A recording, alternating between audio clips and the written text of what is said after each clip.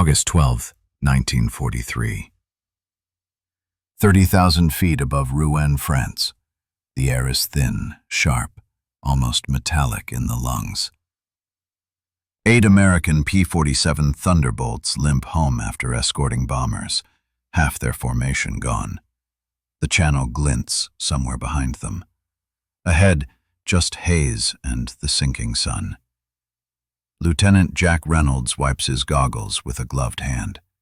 They're streaked with oil. His fuel gauge flutters near empty. Radio chatter fades to silence, static, breathing, then nothing. A shadow crosses his canopy. Then thump, thump, thump. Cannon shells tear past, glowing orange in the thin air. One explodes against his left wingtip. The plane shudders so hard his teeth slam together. "Brake left, Jack! Brake!" The radio cuts out. A Messerschmitt FW190 flashes by, yellow nose gleaming in the sunlight. The pilot, a Luftwaffe ace named Franz Keller, 56 kills to his name, loops upward, banking hard to re-enter the attack from above. He's patient. He's done this 100 times. Jack knows that climb. He's seen it before, the spiral of death. He looks around. No clouds to hide in, no friendly dots on the horizon. Just the blazing ball of the sun dropping toward the western edge of the sky. For a second, he almost gives up. Then he remembers something, a crazy idea he tested once when nobody was watching. He pushes the throttle forward toward the glare. His eyes narrow behind the visor. The sunlight grows until it's blinding white, washing out every color. If he times this wrong, Keller's rounds will punch straight through his back before he ever sees home again. But if he's right, the next few seconds could change everything. That summer, the 8th Air Force was bleeding men faster than anyone could replace them. Luftwaffe aces ruled the daylight. German fighters attacked from the one place American pilots could never see, the sun. They'd dive out of the glare, invisible, until cannon shells were already ripping through wings. Command called it sun kill. The pilots called it suicide weather. The P47 Thunderbolt was a beast of a plane, rugged, heavy, armed with 8 50 caliber machine guns, but she climbed like a brick. Her big radial engine overheated in the thin air, and her weight meant she couldn't roll fast enough to dodge a diving German. In July alone, 127 American fighters never came home. Entire squadrons erased from the board. In Jack's group, 2 men were gone in 1 week. First was Eddie Cole, 23, from Ohio. He was on Jack's wing when a 190 came screaming out of the light. Eddie's last words were just a burst of panic on the radio. "Can't see them. Oh God, out of the sun!" The rest was static. Then the smell. Burned fuel and rubber drifting in the air long after he fell. Then came Benny Smokes Alvarez, who joked too loud and carried a pack of Lucky Strikes in his flight boot. His canopy jammed after a hit. He couldn't bail. They found his wreckage in a French orchard. The fruit trees were blackened in a perfect circle around the crater. Jack stopped sleeping. Every mission felt like walking into an ambush you could never avoid. The sky wasn't open anymore. It was a trap with no ceiling. Jack Reynolds wasn't supposed to stand out. He wasn't a natural ace. He didn't come from Annapolis or Yale. He came from a farm outside Topeka, Kansas, where he used to watch hawks circling above wheat fields. He joined the Army Air Forces because it was the only way off the farm. By rank, he was nobody, a second lieutenant, barely trusted with his own plane. By reputation, he was the odd one, quiet, always scribbling notes about angles and sun positions, muttering about light reflections like a scientist instead of a fighter jock. When he mentioned that hawks vanished when they flew straight into the evening sun, the others laughed. "Sure, Reynolds," they'd say, "tell the Krauts to hold still while you look pretty." But after Eddie and Benny died, the laughter stopped for him. Jack began spending his downtime on the airfield tarmac, watching the sunset through his canopy glass. He noticed how the curve of the bubble distorted the light, how at certain angles the plane's metal almost disappeared in the glare. He borrowed a protractor from a ground mechanic, measured the sun's descent against the horizon, wrote down times and altitudes in his logbook. He wasn't supposed to be out there after duty hours, but nobody cared about one quiet kid tinkering with chalk lines on the runway. Still, when his squadron commander caught him flying solo during a test hop, the chewing out was vicious. "Reynolds, this isn't science class. You want to sightsee? Do it on your own gas." He saluted, said, "Yes, sir," then took off the next evening anyway, because by then, he wasn't chasing glory. He just didn't want to die blind like Eddie had. That's how it started, the sun trick. He discovered that when the Thunderbolt climbed directly into the sun, the canopy glare made the plane disappear to anyone behind it. The reflections and refracted light wiped it out completely. The catch? The pilot couldn't see either. For a few seconds everything went white. The instruments glowed like ghosts. You had to feel the climb, count the seconds, then roll inverted before gravity flipped you sideways. He practiced alone, hands slick with sweat, flight suit sticking to his back, stomach rising into his throat as the G-forces crushed his chest. The canopy filled with fire. No horizon, no sky, just blinding light. His nerves screamed at him to pull away, but he kept climbing. At precisely 5 seconds, the glare softened. He rolled left, dropped the nose, and there was the ground, miles below, shimmering like water. He landed, shaking. One of the mechanics asked, "What the hell were you doing up there?" Jack just grinned and said, "Learning to hide." Nobody believed him. Nobody cared. Until the day Keller found him over Rouen. Now, in the thin blue sky above France, the German ace closes in again. Keller's guns flicker like flashbulbs. Each burst sounds like someone tearing the sky in half. Jack jerks the stick forward, throttle slamming wide open. The Thunderbolt's engine roars, drowning out everything. He heads straight for the sun. Keller laughs over his own radio, thinking the American is panicking. Diving into the glare is suicide. The German climbs higher, waiting for the kill shot as the P47 becomes a black speck against the light. But then, the speck vanishes. Keller blinks hard, squints, rolls his plane side to side. Nothing. Just a wall of blinding gold. In the glare, Jack counts in his head. 1, 2, 3. He feels the plane quiver, the light flooding his cockpit. His body's screaming to look away, but he stays locked in. 4, 5. He rolls inverted, and when the world reappears, he's behind Keller. For a heartbeat, even he doesn't believe it. Then training takes over. He squeezes the trigger. 8 .50 caliber guns hammer the air, tracers stretching forward like orange ropes. They hit home. The FW190 erupts in smoke. Keller's canopy blows off, a dark figure ejecting, parachute half open, spinning toward the clouds. Jack doesn't cheer.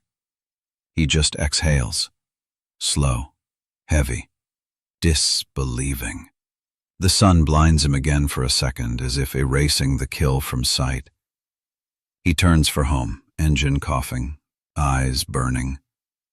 He doesn't know it yet, but every pilot who flies after him will learn that climb, that 5-second blind rise into the light.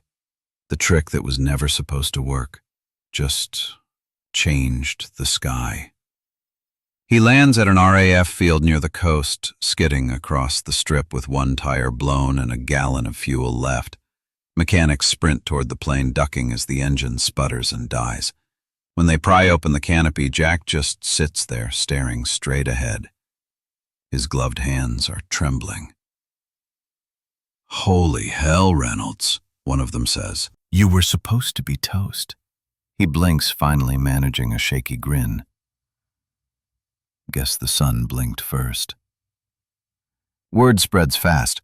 A dozen pilots gather around that night in the dim mess hall, half drunk on victory and disbelief. They slap his back, ask the same question over and over. "How'd you get behind him?"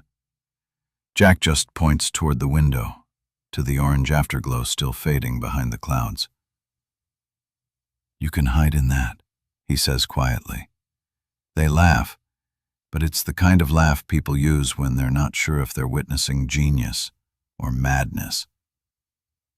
A week later, during another escort run, Captain Miller's squadron gets bounced over Lille. The Luftwaffe comes screaming down from the sun again, 24 FW190s diving at 400 miles per hour, cannon shells ripping through the formation. Miller watches one Thunderbolt explode in a rolling fireball, another spins down trailing black smoke. Then, out of nowhere, one of his rookies, Lieutenant Perry, does something insane. He yanks the stick back and climbs into the glare, straight into the sun. Miller curses into the radio. "Perry, what the hell are you—" Static. Then a voice cuts in. "Got one." Miller blinks. He cranes his neck. Through the light, a German fighter bursts apart, its wings shearing off in midair. The rookie dives past him, laughing like a madman. After landing, Perry tells him, "It's Reynolds' move. You just climb blind, count 5, and flip." Miller writes it in the daily report as maneuver of opportunity. No one in command believes it, but within 2 weeks half the group is testing it. They start calling it ghosting the sun. The results are shocking. The 4 German kills outnumbered American kills nearly 2-to-1 in daylight fights, but suddenly the tables begin to turn. The Luftwaffe starts complaining in intercepted transmissions. Americans vanish when chased into the sun, impossible to pursue.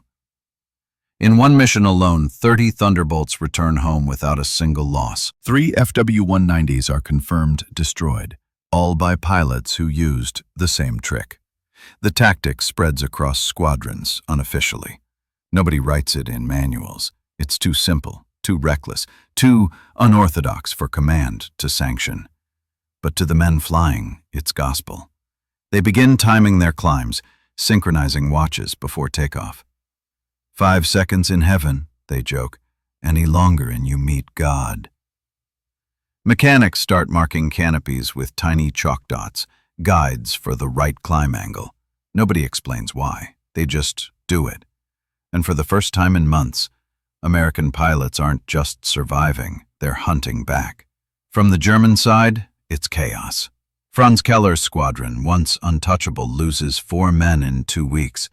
One of his wingmen, Hans Vogt, writes in his diary, "They fly into the sun and disappear.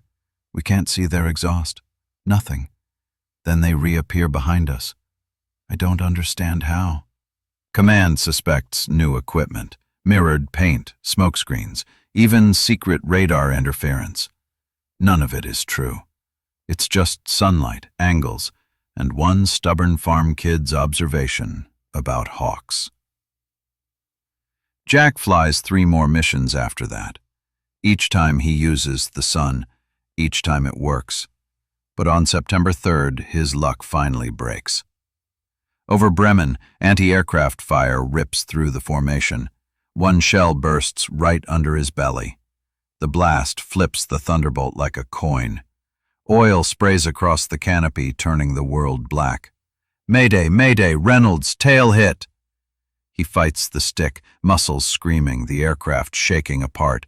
Flames lick at his boots. He punches the canopy release, but the latch jams. He slams it with his fist until his knuckles split. Finally it gives, and the wind tears him out into open sky. The parachute opens halfway. He hits the ground in a wheat field hard enough to knock the breath out of him. German soldiers find him hours later, bloodied and half-conscious, tangled in canvas. They carry him off on a stretcher. To his squadron, he's gone, lost in action. Another line on the chalkboard. Months pass. The war turns. The war turns. The Luftwaffe's dominance fades, one sky at a time. By the time Allied bombers reach Berlin in 1945, Keller's old airfield is a graveyard of twisted planes. The German ace himself never makes it home, shot down near the Baltic Sea. No trace found. And that nameless trick, the sun vanish, is now standard practice among Thunderbolt and Mustang pilots. They even adjust briefing routes to use the western light to their advantage. Nobody credits Jack Reynolds. The official manuals call it angle sun protection tactics, just another line in a training bulletin. But the pilots know. They pass it down like folklore. Climb 5 into the sun, they say, and the devil loses sight of you. Jack spends the rest of the war in a German POW camp. He shares a wooden bunk with 3 other men, one of them a navigator who can't stop coughing. The food is watery soup, the night's freezing. He carves a small circle into the wall of the barracks, the size of the sun as seen through a canopy.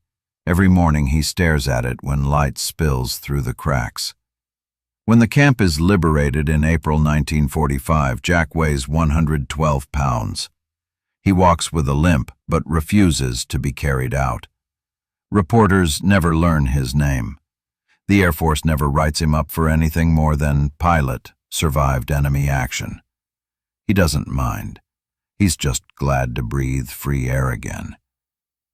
Years later, back in Kansas, the wheat fields look smaller than he remembered.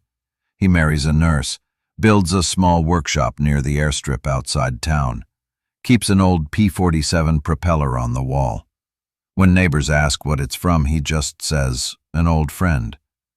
Sometimes, when the light hits the glass of his truck windshield just right, he squints and smiles, like seeing an old secret flash back at him. He never flies again, but in 1983, a historian finds his logbook in an archive box mislabeled Miss Chaddock Training Notes. Inside, next to grease stains and scribbled times, his one line underlines twice. 5 seconds blind, roll inverted, the sun hides you. The historian tries to track him down, finds only an address in Kansas. By the time he writes, Jack's already passed away. At his funeral, only a few local veterans show up. One of them tells the preacher, "You know, that guy once saved a sky full of men." The preacher frowns. "You sure?" Says here he was a test pilot. "Yeah," the vet says quietly. "The best kind." The last shot. Evening light across the Kansas plains. A wide horizon. The same sun that once blinded a German ace now painting gold over the fields.